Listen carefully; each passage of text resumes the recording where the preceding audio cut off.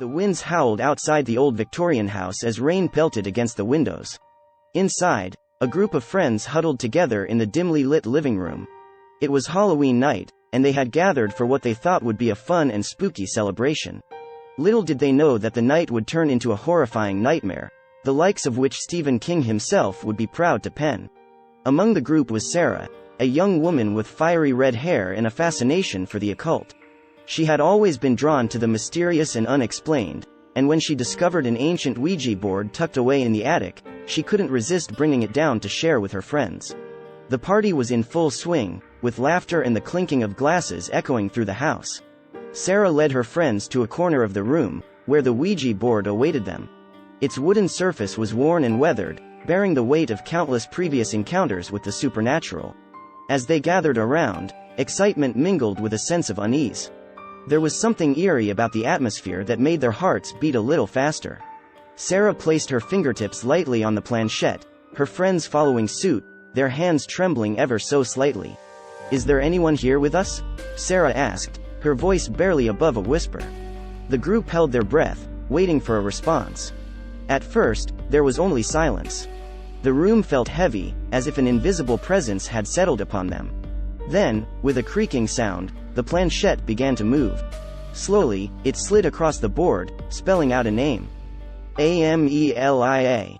The friends exchanged nervous glances. None of them had known anyone by that name. Before they could gather their thoughts, the planchette continued its relentless journey across the board. Imtrapped. A chill ran down their spines. What had they unleashed? Their curiosity quickly turned to fear. They tried to let go of the planchette, but their hands remained locked in place, as if held by an invisible force. The board's message continued, spelling out words of desperation and terror. Helpme. The planchette's movements grew more erratic, jerking across the board with an otherworldly force. The room grew colder, and a thick mist enveloped them. Suddenly, a blood-curdling scream pierced through the air. They turned to see Sarah convulsing, her eyes rolled back into her head. The other friends rushed to her side, but their attempts to help were in vain. The scream seemed to come from deep within her soul, as if her very essence was being torn apart. The Ouija board laughed. The sound echoed in their ears, a hauntingly mocking laughter that filled the room with a malevolent presence.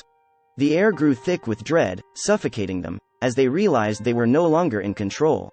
One by one, the friends succumbed to the dark forces unleashed by the Ouija board. Their bodies contorted, their screams blending into a symphony of agony and despair. The house itself seemed to come alive, its walls pulsating with an evil energy. Hours later, when the dawn finally broke, the house stood silent and empty. No trace remained of the friends who had dared to play with the Ouija board. Only the worn and weathered surface of the ancient artifact bore witness to the horrors that had unfolded within its presence.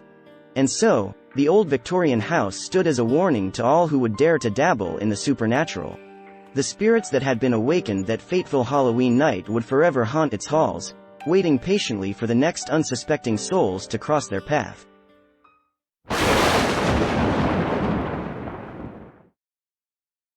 The Hendersons had finally found their dream house. Nestled in the idyllic town of Springfield, it stood as a grand, Victorian masterpiece, its weathered facade basking in the warm embrace of the sun. It was a place where dreams were meant to come true, or so they believed. David and Sarah Henderson, along with their 2 children, Ethan and Emily, eagerly moved into their new home. The air buzzed with anticipation as they carried boxes through the front door, eager to make the house their own. They were oblivious to the ominous energy lurking beneath the surface, waiting patiently to reveal itself. Days turned into weeks, and the family settled into their new abode. As they began cleaning the basement, a sense of unease washed over them. Dust particles danced in the dim light, casting eerie shadows against the walls. Sarah's hand brushed against something cold and rigid. She pulled back, her heart pounding, as she discovered a weathered Ouija board hidden beneath a stack of old books.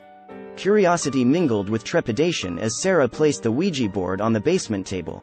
That night, the family gathered around, their fingertips gently resting on the planchette. They whispered questions into the darkness, inviting spirits to communicate with them. The planchette quivered, moving slowly at first, and then with increasing urgency. The board seemed to come alive beneath their hands. Strange occurrences soon permeated their once tranquil home. Shadows danced in the corners of their vision, whispering voices echoed through the halls, and objects moved of their own accord. Ethan and Emily would wake up in the middle of the night, their bedsheets tangled, convinced they had seen a ghostly figure lurking at their door. The once harmonious family began to unravel. Nightmares plagued their sleep, filling their minds with twisted images and foreboding dreams. David's temper grew short, his frustration mounting as the inexplicable events intensified. Sarah's once radiant smile faded, replaced by an anxious expression etched with fear. One evening, while the family huddled together in the living room, a deafening crash erupted from the basement. They rushed down the stairs, their hearts pounding in their chests. The Ouija board had been thrown across the room, its wooden surface splintered, as if something had violently rejected its presence. The air grew heavy, and an icy chill crept up their spines. Desperation consumed the Hendersons as they sought answers. They reached out to local experts in paranormal phenomena, but no one could provide a solution. Their once dream house had become a nightmare, a prison trapping them in a web of malevolent forces. With each passing day, the presence in the house grew more aggressive. Doors slammed shut, pictures fell from walls, and unseen hands brushed against their skin.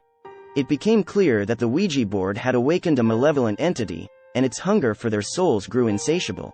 One fateful night, the Hendersons made a pact to escape the clutches of their haunted abode. They packed their essentials, leaving behind their dreams and hopes, fleeing from the house that had turned into a nightmare. As they drove away, a sense of relief mingled with sadness.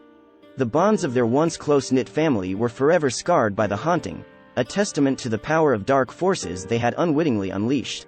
Springfield, once a town of promise, held a secret buried within the walls of the Hendersons' dream house, a secret that would continue to torment those who dared to enter its doors, forever marked by the chilling tale of the Ouija board and the family it consumed.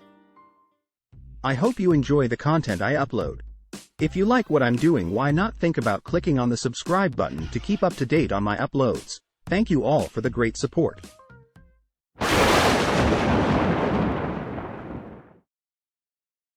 The wind howled through the ancient trees as Alex ventured deeper into the dense forest that surrounded his secluded cabin. The atmosphere was heavy with an otherworldly presence, and a chill clawed at his spine with every step he took. Yet, the allure of the unknown compelled him forward, his curiosity refusing to be quelled. The moon, a mere sliver in the night sky, cast eerie shadows upon the forest floor. It was in one such shadow that Alex's gaze fell upon a glimmering object nestled amidst the underbrush. It seemed to pulse with a malevolent energy, beckoning him closer with a sinister allure. With trembling hands, he reached out and grasped the weathered Ouija board, its once vibrant letters now faded and worn. As he held the enigmatic artifact, a gnawing unease settled in his gut. Whispers seemed to emanate from the very trees themselves, voices carried on the wind, warning him of the dangerous path he was treading. But the call of the Ouija board was too strong, and like a moth drawn to a flame, Alex found himself unable to resist its wicked temptation. Returning to his cabin, Alex found the air thick with an unnatural silence. He lit a few candles, their trembling flames casting grotesque shadows upon the walls. The very essence of the room seemed to change, morphing into a portal to a realm beyond human comprehension. Placing the Ouija board on an ancient, creaking wooden table, he steeled himself for the horrors that awaited him. With trembling hands, he rested his fingertips on the planchette, feeling an immediate surge of malevolent energy course through his veins. Beads of sweat dotted his brow as he ventured into the depths of the unknown.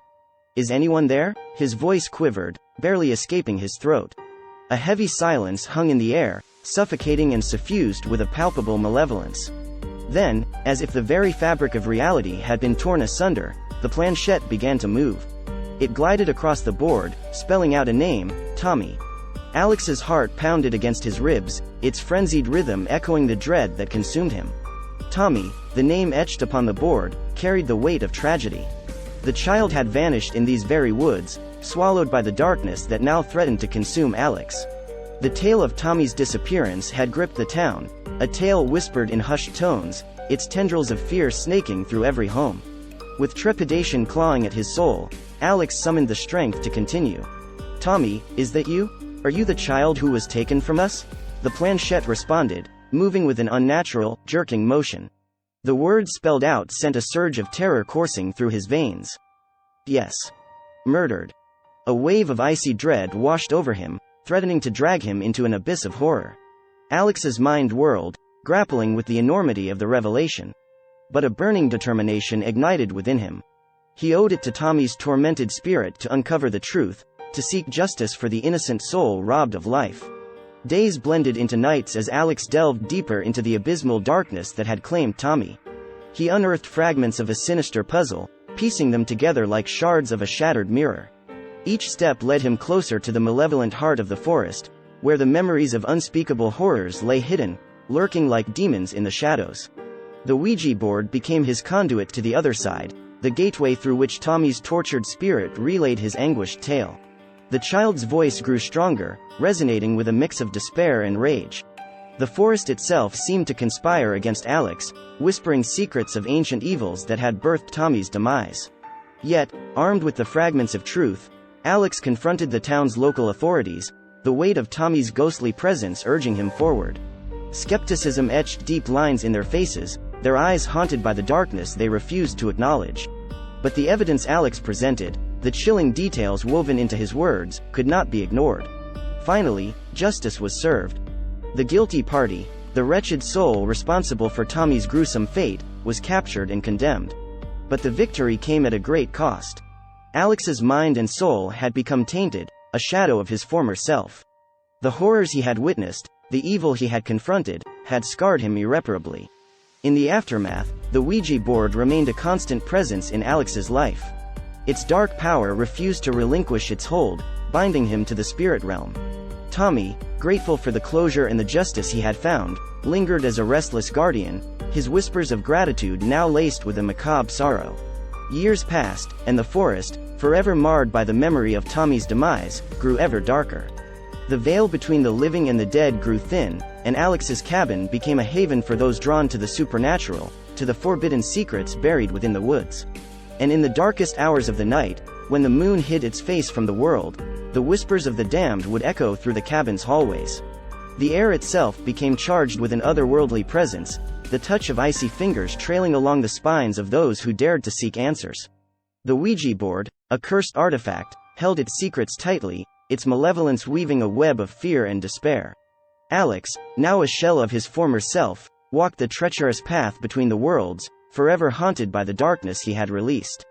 The forest, once a sanctuary, had become his eternal prison, an inescapable maze of twisted secrets and vengeful spirits. And as the world moved on, ignorant of the horrors lurking in the depths of the woods, the legend of Alex and the Ouija board grew. Tales of his shattered sanity and the macabre dance with the dead spread like wildfire, a chilling warning to those who would dare to play with forces beyond their comprehension. For in the heart of the forest, where the line between the living and the dead blurs, evil lingers, waiting patiently for the next curious soul to fall into its clutches.